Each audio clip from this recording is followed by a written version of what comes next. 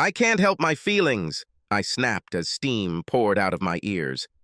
My friend Shelley simply grinned as she wiped down a few glasses before wiping down the bar like the true bartender she was.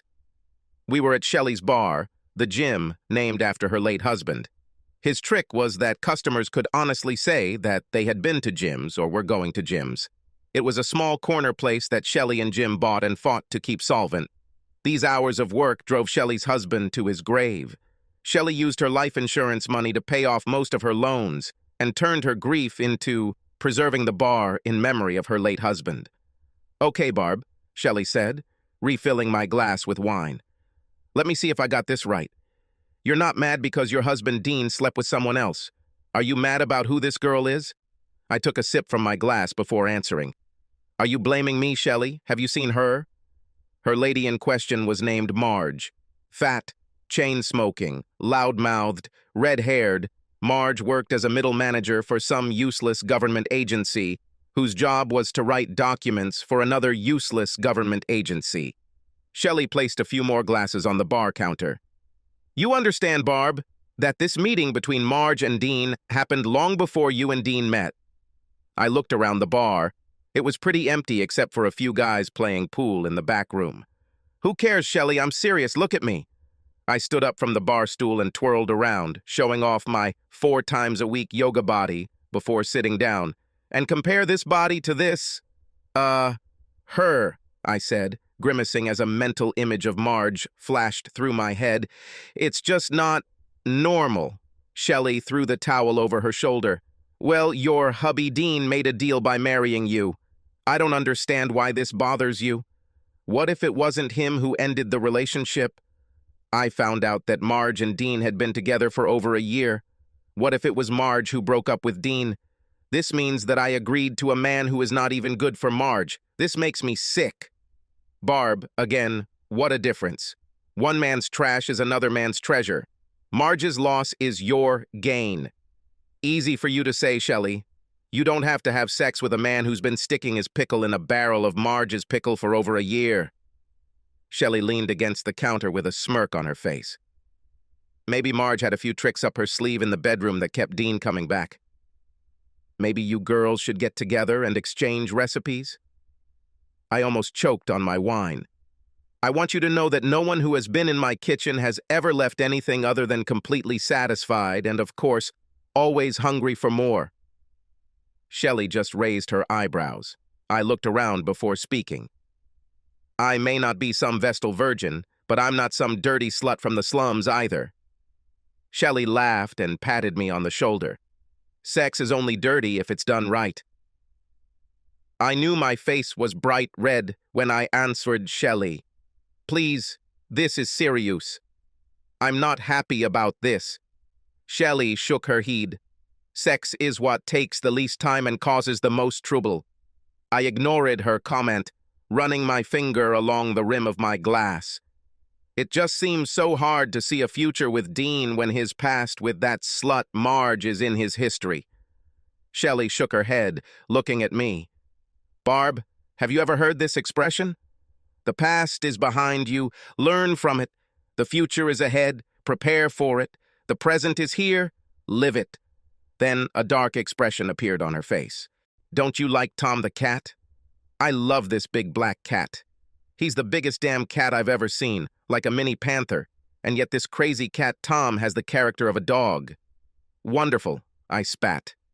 "Dean and Tom have always been together. Maybe Tom the cat can teach Dean how to get a real job. In the 5 years we've been married, Dean hasn't had a steady job.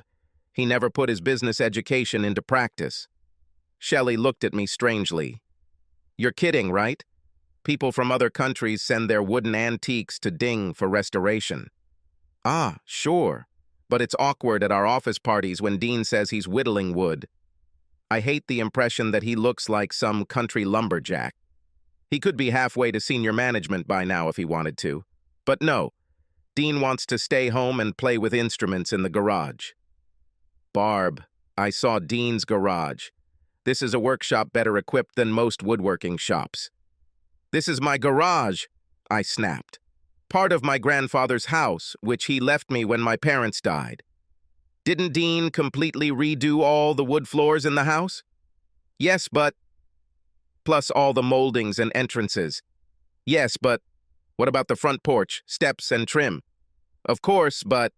Not to mention the fireplace, Shelley said, reaching under the counter and pulling out a magazine, plopping a glossy 2-page spread in front of me. Barb, isn't that you on the curved staircase Dean built from scratch in National Home magazine? Okay, Shelley, but I was the one who had to put up with all that dust. Oh, and now your house is listed on the county historic register.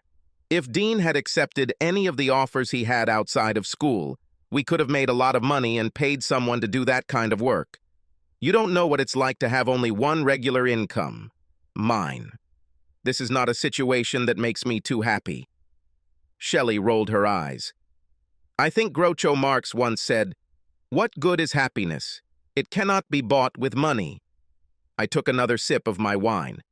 Seriously, Shelley, Dean being rejected by Marge along with his limited income is not exactly the key to my happiness. What key? Do you think if you made enough money you could have the key to happiness? Shelley shook her head. Seriously, Barb? My God, did your mother have smart children? Do you know how antique restoration works for cash? Do you have any payments on that new Lexus you bought last year? Well, no, I stammered. Dean paid in full for the car immediately after I chose it. Shelley put the magazine down. Having a lot of money doesn't mean you're special. In most cases, this means you're lucky.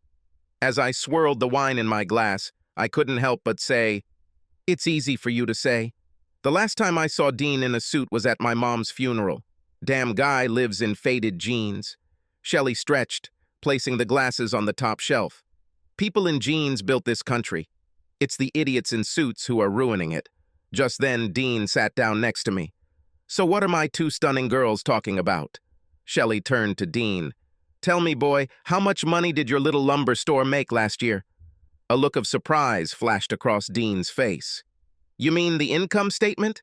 He laughed. A gentleman never talks about money or his ladies. Shelley turned to me, but turned to Dean. We were just talking about your wife's new Lexus. How about you? Have you already replaced that old pickup truck of yours? Dean looked at Shelley in surprise. For what? He may be 15 years old, but other than a little rust, he runs great. I tried to change the subject. Speaking of the ladies you were with, Marge now heads the homeowners association next door. That's nice, Dean said absently, picking up the menu. Shelley, is my order ready? Just at that moment, one of the guys playing pool showed an empty beer bottle and raised 5 fingers. Shelley walked away to fill the order, leaving Dean and I alone. Dean, did you hear what I said? Dean turned the menu page. Of course, Barb. You said that Marge now heads the homeowners association. This shouldn't bother us. The house is in excellent condition. You do not care? Dean put the menu down and looked at me questioningly. What? I don't care if the house is in excellent condition. No, fool! I slapped him down the menu. I'm talking about Marge! Dean looked truly embarrassed now. What about Marge? God, you men are so stupid. I sighed. You and her? Me and her. What? Dean asked. You've met before. I used my fingers to put quotation marks around the word met. Dean shook his head. Yeah, Marge and I were dating before I met you. So what? Before me, you dated the quarterback, Mr. All-American High School. That reminds me, could you call him tomorrow and check on our car insurance? I want to increase the reach of your Lexus. There's a difference, Dean. Mr. All-American High School, as you called him, now sells us insurance, is married, has 2 children and a picket fence that you helped him put up, I said. A smile appeared on Dean's face. Oh, I see you want 2 children. This is wonderful, Barb. You know, I pestered you to start having children. Don't worry about your work. I have orders for 2 years in advance. You can always go back to work after... Barb? Barb? Dean was talking to my back as I stomped out of my bar stool and walked out of the bar. The house was cool for the next few days. Confused, Dean gave me space and stayed in his stupid workshop, working on yet another of his stupid projects.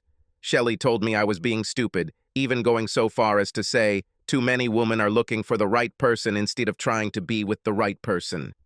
But I couldn't do anything about how I felt. I mean, honestly, who wants other people's leftovers? That's why I sat at Marge's house to see if I could find out the real story. "Are you sure you don't want a beer?" asked Marge, plopping her pantsuit-clad butt into a chair with a cigarette in one hand and a can of store-brand beer in the other.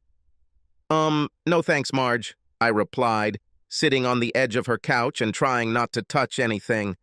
Looking around Marge's house, I couldn't believe that she was in charge of everything that required taste.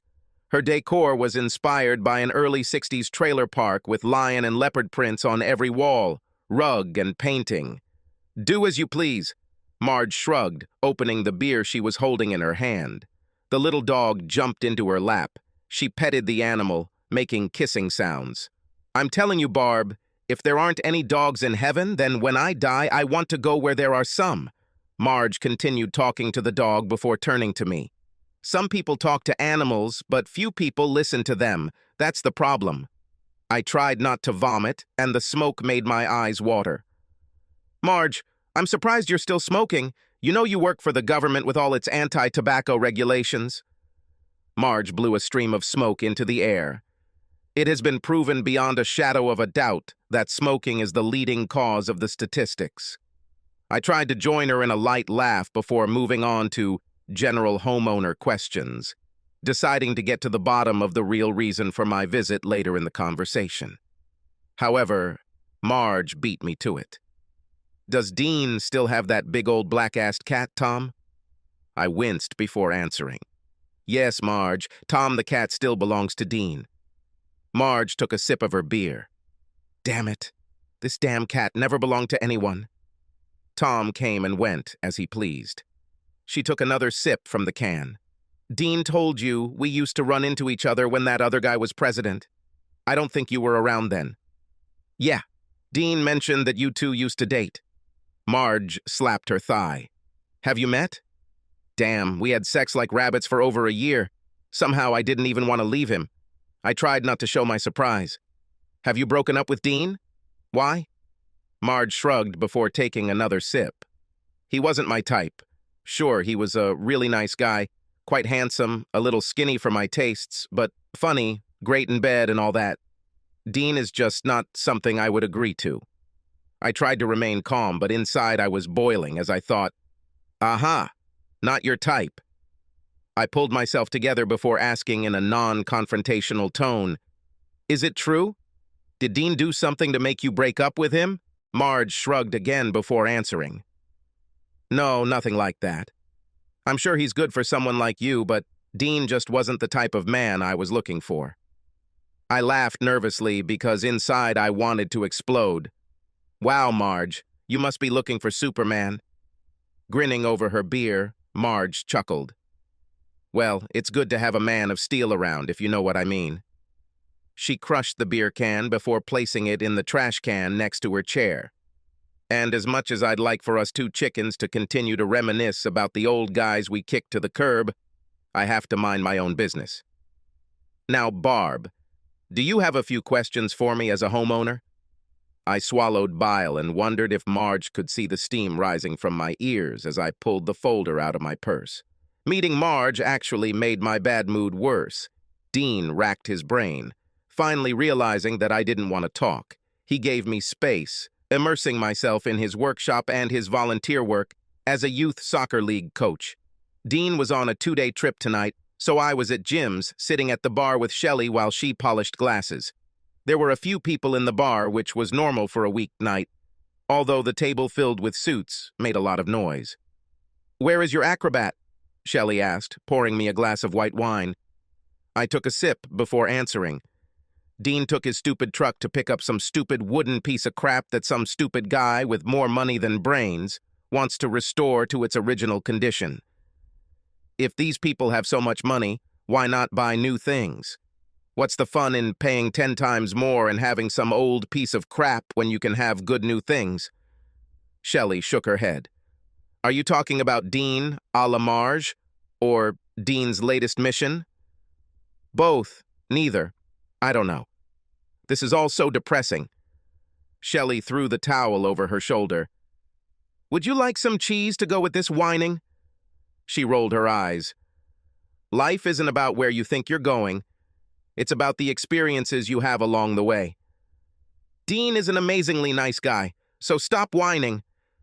I looked at my glass. Shelley, I have problems. Shelley reached across the counter and gave me a fake peck on the cheek.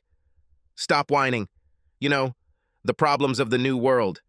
For example, you can't find your TV remote control, your Starbucks coffee is too cold, or an email attachment takes too long to load.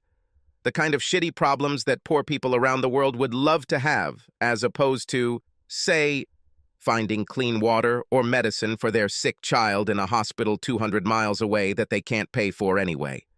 I pulled back. Just because my problems aren't as serious as others, it doesn't mean I don't have any problems. Yes, that's true, Shelley replied with a hint of anger in her voice.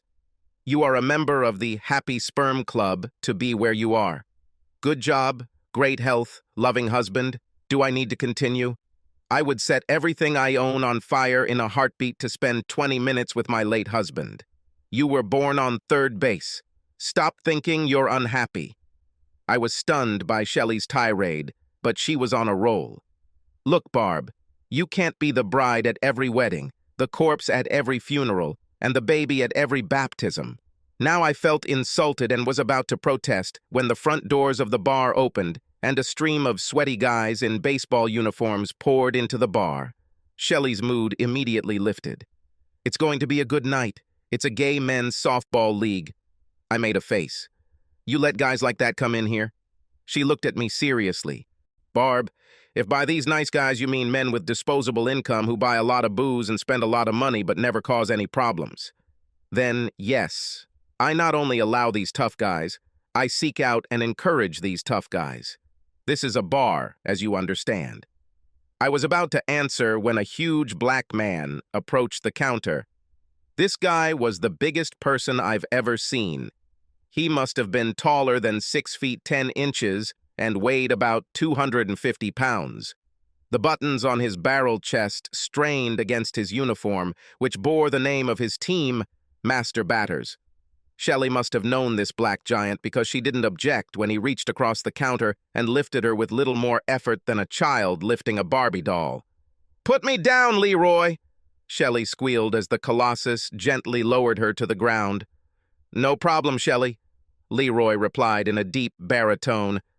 "Just thought you might want to meet the MVP of the Northeast League Southern Division, Western Champions." Shelley batted her eyelashes shyly. "Does your husband know that you're flirting with the other team?" Leroy laughed out loud. "I wasn't always gay. I just got sucked into it."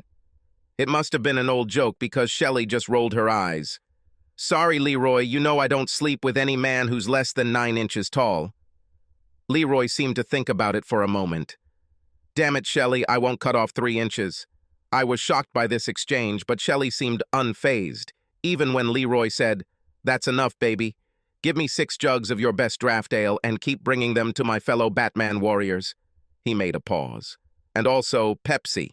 Shelley began arranging the jugs on the counter. "Who is a teetotaler and why is he in my bar?" Leroy looked at her confused. "I am. I have to start a 3-day shift at the fire station tonight." Shelley turned to me and began filling jugs with beer. "Barb, my only girlfriend is sick and I'm missing a waitress tonight." She pointed to a group of guys in suits at a corner table. "Can you take care of them?" In the past, I have helped her when needed. Shelley and I used to be waitresses, which helped us get some cash while we were in school, so it was no big deal. "Of course," I said. A noisy company gathered at the table with costumes. All the guys had their ties loosened, and some of their jackets were draped over the backs of their chairs. A large man, with the appearance of a former athlete, seemed to be leading the party. "Hi, guys," I said, putting a smile on my face. "What can I offer you?" I endured the typical, "your phone number," "your breasts," comments that every waitress dealing with drunken men has had to endure since taverns began serving booze. For a long time now, as a waitress, I had been immune to such remarks from frat boys, and had mentally filtered them out to the point where I didn't even hear the rude comments. One suit stood up. It must have been my big man day because this guy was well over 6 feet. He pointed to the table. "Sorry, my friends, we're celebrating my big promotion."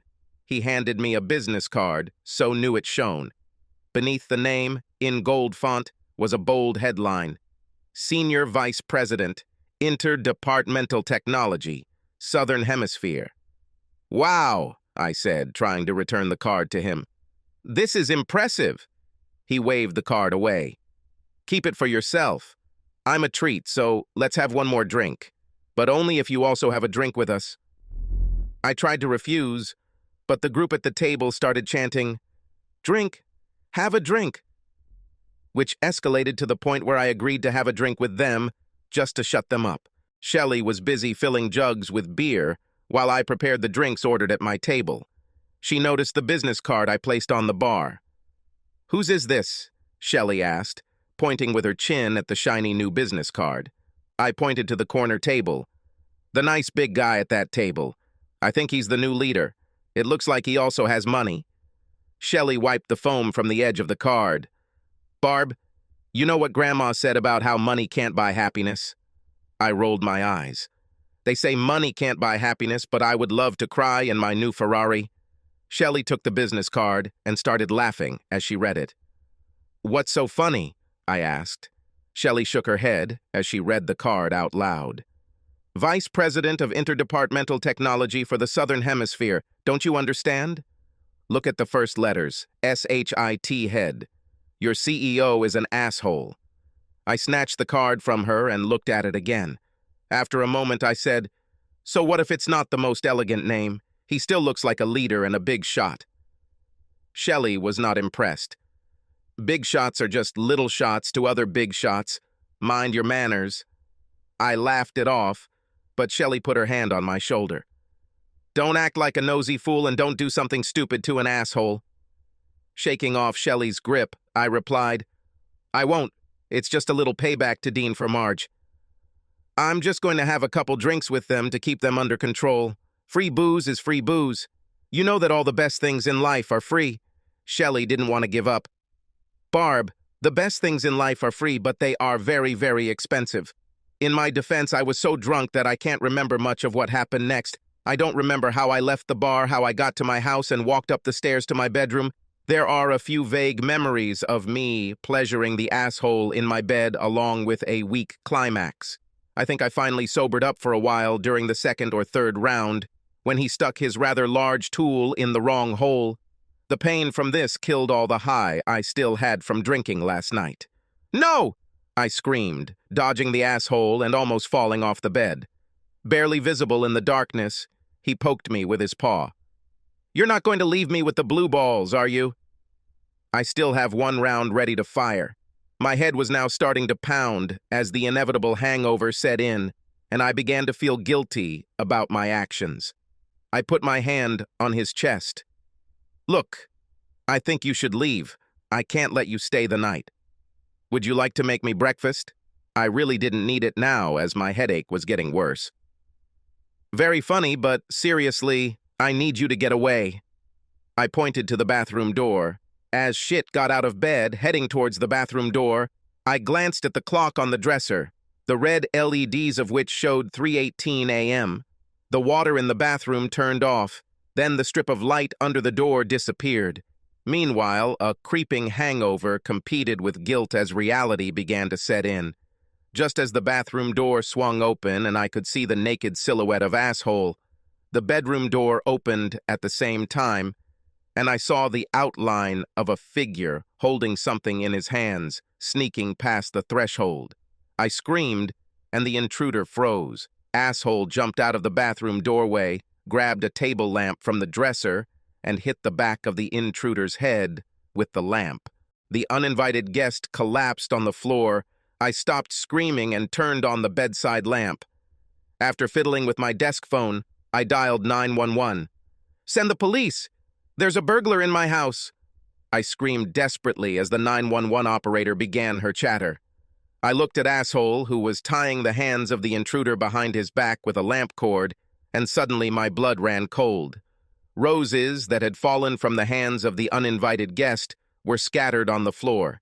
Next to his hands lay a pair of work boots that the guy must have been carrying when he was hit. The boots were Dean's well-worn work boots. The asshole was finishing tying a knot on his bound hands, muttering, "You fucking asshole burglar, you think you can sneak up on me?" I dropped the phone when shit grabbed the intruder by the hair and tore his head off the floor. Now my blood froze as Dean's bloody face stared back at me. A quiet groan escaped his lips.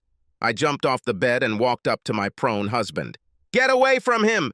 It is my husband!" Shithead had a confused look on his face as he let go of Dean's hair. Dean's face hit the floor with a thud. "Your husband? What the fuck?"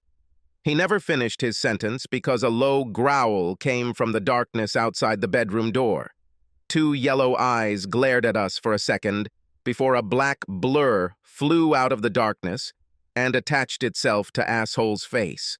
Shithead screams mixed with a loud growl as Tom the cat sank his claws and teeth into his head.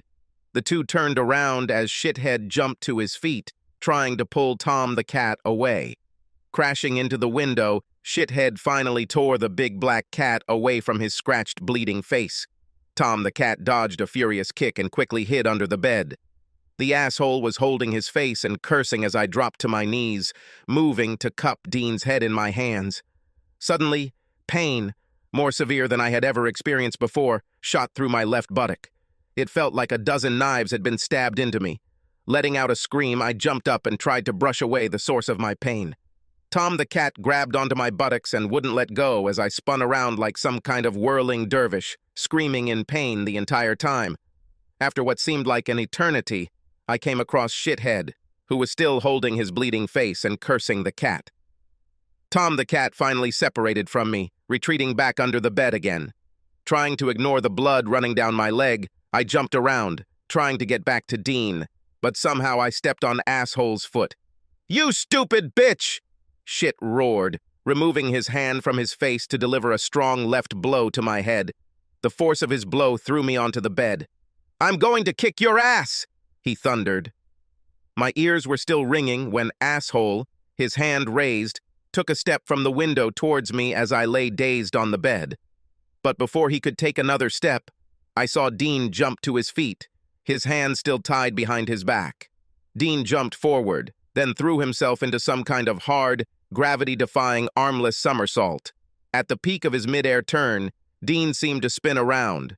Both of his legs struck Asshole in the chest and slammed Asshole hard back into the wall, where he became entangled in the window curtains.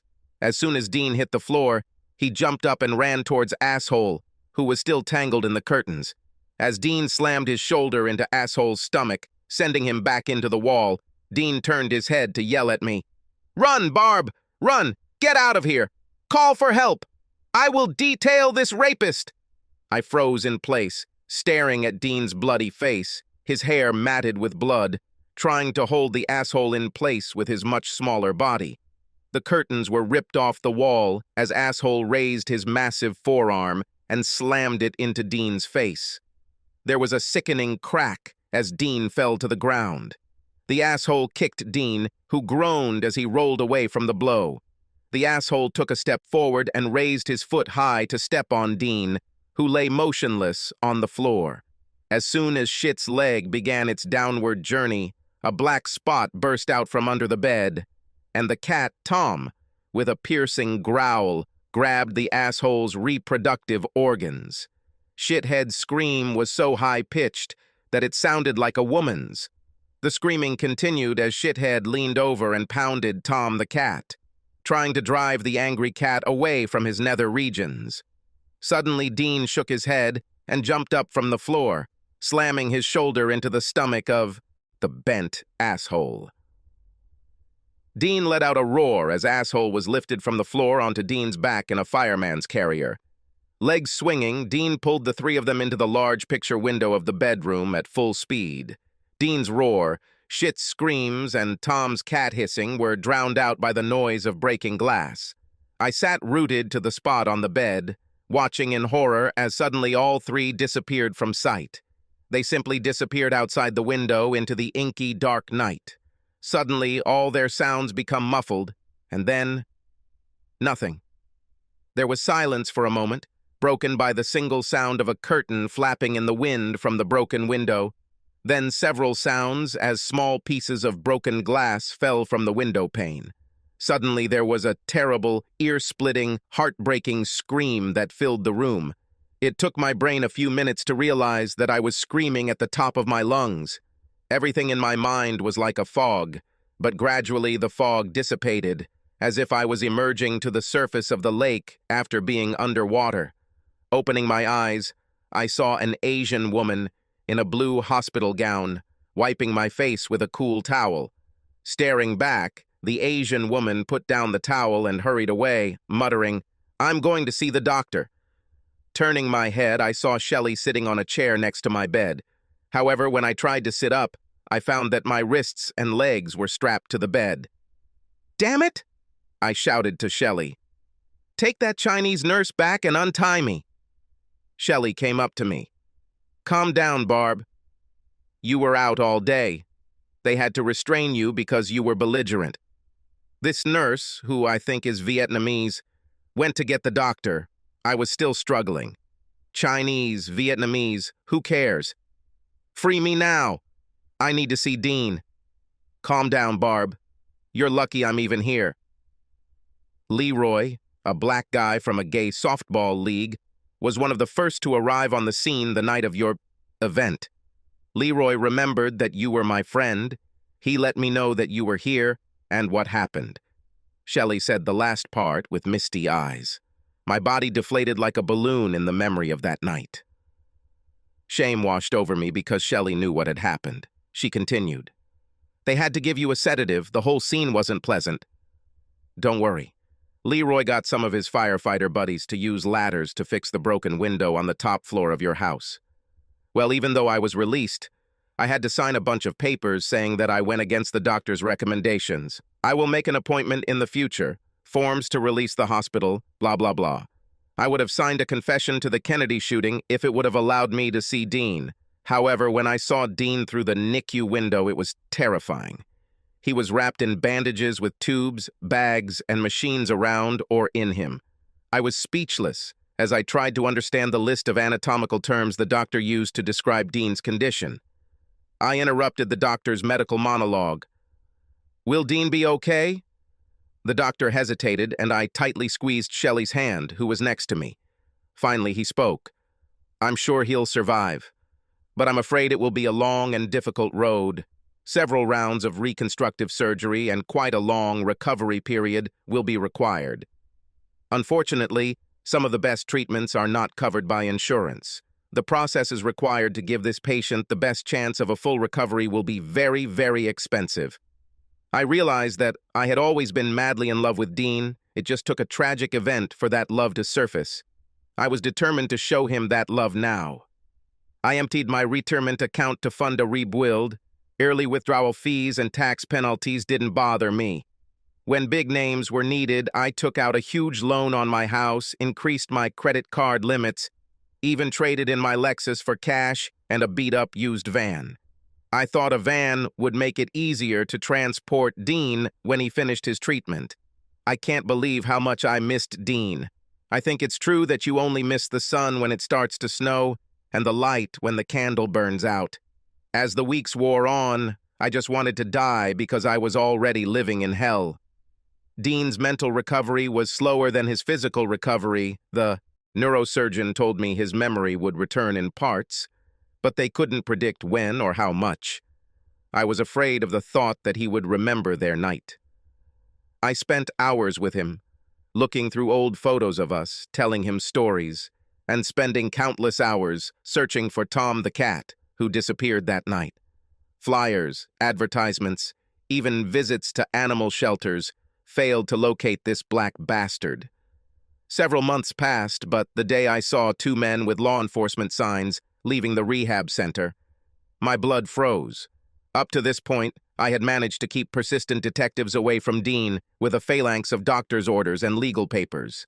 Things went to shit when I was stopped at the front desk of Dean's rehab center. The two burly guards, who had always been kind to me now, had a different look as they blocked my path to Dean's room. "Ma'am, we will have to ask you to leave the area immediately," one of the guards told me in a serious tone.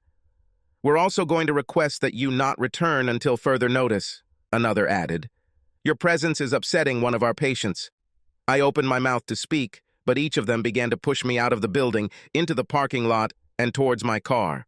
The next day, a police car delivered a restraining order that forbade me from having any contact with Dean in any way and required me to stay more than 100 yards away from him. At first glance, I didn't recognize Dean. I thought I was in the wrong place or came on the wrong day. My heart skipped a beat when I looked at the clock. Perhaps I had arrived at the wrong time and was late. It had been over a year since I had seen Dean, and my life was steadily going downhill in every aspect, financially, professionally, socially, emotionally, and physically. Until now, he had rejected all my attempts at any kind of communication, so I was determined to make this meeting inevitable. I was led through the unfamiliar, stately estate to the back. I walked past some furniture that I determined Dean had restored. But when I walked onto the porch, the man sitting in front of me looked like a stranger. Dean was completely bald, with a nasty scar around a quarter of the top of his head. His once sparkling blue eyes, which lit up whenever he saw me, were now hard stones that barely glimmered with recognition. The combination of a dark mustache and goatee made Dean look more like Walter White from Breaking Bad than my husband. The only way I knew it was Dean was because of the big black cat sitting on his lap that Dean was petting. For a moment, the image of this bald man petting a cat looked like something out of a bad sci-fi movie with an evil villain about to blow up the world. I took a shallow breath before taking a large step towards the two of them, arms spread wide. I hoped the hug would start our new beginning on a good note. Tom the cat jumped up in Dean's lap, his feline back arched high, his fur standing on end, his tail raised, with a hissing growl that spit through his bared fangs. Dean extended his hand, palm facing me. "Stop it, Barb. There's only one pussy here that I'm interested in touching, and it's not you." I froze. The words coming from the man in Dean's body did not have that silky, smooth tone that every karaoke patron envied. The voice was a hoarse, guttural sound, more suited to Marlon Brando in his role in The Godfather. Having come to my senses, I sat down on the chair opposite Dean. Between us, there was a small, low table on which lay several scattered folders. Pointing to Tom the cat, who was still growling quietly, not taking his eyes off me, I said, "Wow, Dean, where did you find Tom?" I looked for him everywhere. I haven't seen Tom since, well... Dean kept his stern gaze on me and sat silently in a pause that was more than uncomfortable for me. Finally, he spoke. "Well, Barb, Margie brought Tom to me. She discovered that he was injured and rushed Tom to the veterinary clinic. Looks like Tom spent some expensive time in the hospital, too." "That bitch," I muttered under my breath. Then, putting a smile on my face, I said louder, "I mean, that was wonderful of Marge. We'll have to find some way to pay her back." Dean petted Tom some more. "Yes, Barb, you want to talk, don't you?" I tried to fight the tears welling in my eyes. "Dean, I know I made some bad decisions." Dean interrupted me. "Bad decisions? Bad decisions make good stories but shitty marriages." I tried to ignore his attack. I just started to see something more in myself. I thought I was better than I really was. I thought I was special. Never, without actually saying it to myself, did I think that I was smarter and more deserving than any of the people around me. Now I know better. I waited for Dean's reaction. The seconds seemed to tick by like a clock before he spoke. "Beware of false knowledge. It is more dangerous than ignorance." "Why are you here?" "I'm here, Dean, to say I'm really sorry. To show you that I know how you feel." He let out another guttural laugh. "Do you know how I feel? I would always walk with a limp, plus I would have constant headaches, and my balance would never be the same. I tell you what, Barb, go get someone twice your size to smash your head in with a lamp, break most of your body, and then fall 30 feet out of a window. Maybe then we'll talk." "Oh, wait. Also, make sure you were stabbed in the back and betrayed by someone you cared about and trusted more than your life. I think finally realizing that you never loved me was worse than going to rehab. Dean, this is not true. Dean grinned. The truth will set you free, but not before it ends you. I didn't know what to answer. I don't know what to say, Dean. Dean leaned back as Tom the cat jumped off his lap. Come on, Barb. Telling the truth is easy. Maintaining a web of lies is hard.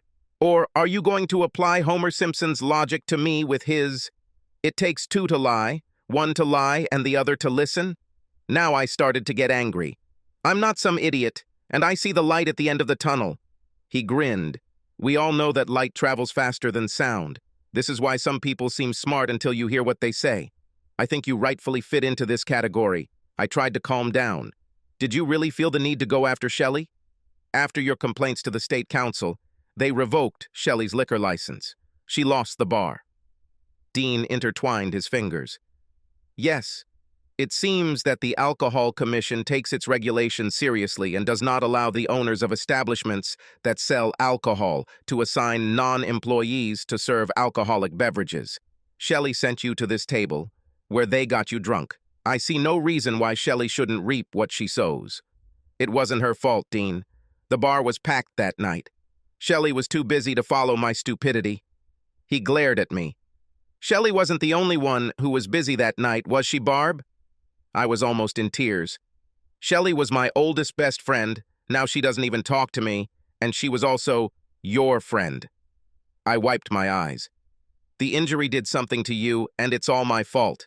You were always such a good guy, Dean. Why did you feel you had to burn Shelley? Dean leaned forward. Burn Shelley? I guess I'm just ashes right now because you know what they say about where the nice guys finish. The good guys finish last. Never again mistake niceness for weakness. He leaned back. So, Barb, if you can't fly with the cool girls, get off your broom. It was like a nightmare. You couldn't just take it out on me, could you, Dean? Hasn't there been enough pain and suffering? The district attorney did not press any charges. Their investigation simply chalked it up to one big group riot. He pointed to a folder on the table with the state seal on it. Lies written in ink cannot hide facts written in blood. Blood? Is this what you need, Dean? My blood? You know we lost asshole's civil suit when your testimony supported his case. Dean just stared at me. I think that asshole, who will never walk again and shit in a bag for the rest of his life, deserves something better than memories of sex with you. This asshole should be happy he's still alive. Barb, Dean said, looking at me. Many people are alive only because it is illegal to shoot them. I ignored this remark. I will lose my house. They have already started taking my salary. All our bank accounts are frozen. We have no money. Dean seemed surprised. Yes, you don't have money. It was a statement, not a question. He gestured around the area. I am just a poor planner, trading my labor for meager room and board. Everything was not going at all the way I wanted this meeting to go. I took a deep breath. I can apologize a million times, but now I see that you are not ready to hear it. Just please, let's keep the lines of communication open. We will cross bridges as we approach them. Dean pulled a document from the stack on the table and tossed it to me. These are divorce papers. Sometimes you have to burn a few bridges to keep the crazy people from following you. My life continued to spin in circles for the next 16 months. I lost my job due to performance issues. It seemed like all my time was taken up with my new hobby of drinking, leaving little time for work. Going to work seemed pointless due to the fact that Shithead was taking most of my paycheck and spending endless hours trying to keep creditors at bay until my payday. There were bright spots, like the insurance coverage from my job, lasting long enough to complete treatment for an STD I caught during one of my drunken blackouts. Today was the lowest point. I waited outside what had once been my home for the bank representative to come and complete the foreclosure process.